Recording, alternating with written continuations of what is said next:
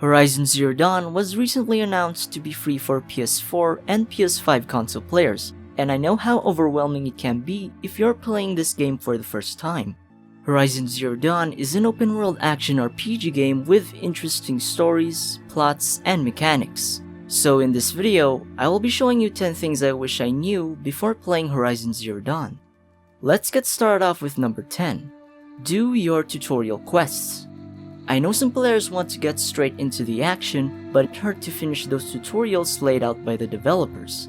They're fairly straightforward and also offer a great amount of XP, considering that you need to acquire some skills to make your encounters with machines much easier. Plus, when your levels get higher, it adds plus 10 to your HP, so it might be a great resolve to not get being one-shot by machines. Coming in at number 9 is don't rely on quick saves. Use manual saves as well. Be aware that the game preserves only the last 10 auto or quick saves, so if you made a decision that you regretted or encountered an over-leveled machine, you can actually go back to your manual save. Now at number 8 is to use stealth. Early in the game, stealth is extremely useful if you simply sneak behind and silent strike enemies. All small enemies die in one hit from this attack, but medium and large ones will need to take more. Mid-game, stealth gets interesting because it is recommended that players should unlock skills related to stealth as much as possible together with Strong Strike Plus. The steps are to get close, silent strike the machine, run away and break line of sight until they lose awareness, and repeat. When dealing with bandit camps, it is highly recommended that you use stealth. Due to the high number, you will easily lose this battle if you don't use stealth. Also, don't panic if they see you, just get out of sight and find another attack angle. Another thing is that if you want enemies to lose awareness of the player not only needs to break their line of sight, but also to get away at least 10 meters from the enemy.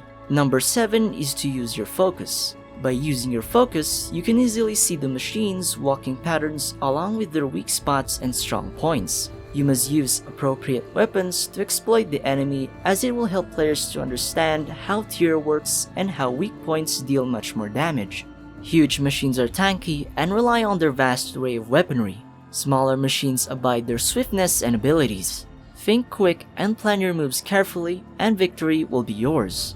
Also, make sure to tag the enemies to know their location when engaging. At number 6 is to shoot dead machines with harvest arrows. When killing a machine, it is better to shoot the components that yield metal shards. You'll get more compared to just directly looting them. You can also melee them if you have no arrows. Examples of these components are the antenna of Thunderjaws, Sawtooths, Ravagers, Behemoths, and Rock Breakers. You will get components such as claws, grazer horns, and head cannons. You'll not only get more loot, but also get valuable items that can be sold to merchants. Now for number 5. It is recommended to replenish your arrows when it is at 0, 10, 20, 30, 40, or 50.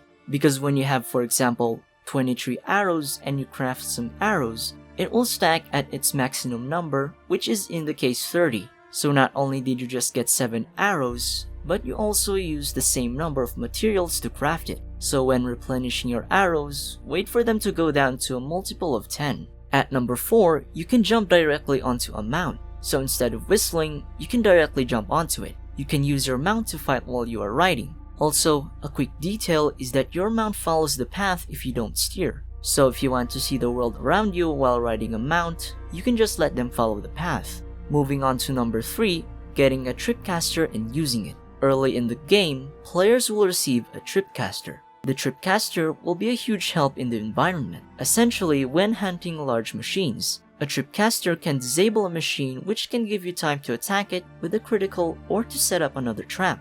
For number 2, before triggering concentration, you should aim first so that you will not waste the time knocking your bow.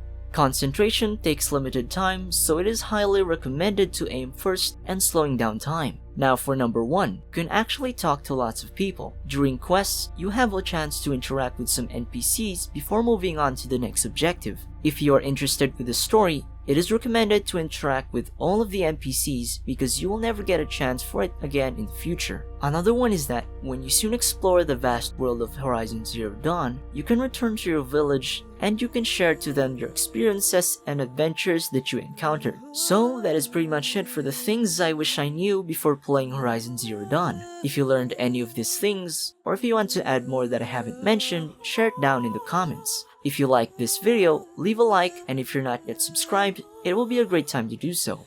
We will be uploading another video about lore videos on Horizon Zero Dawn.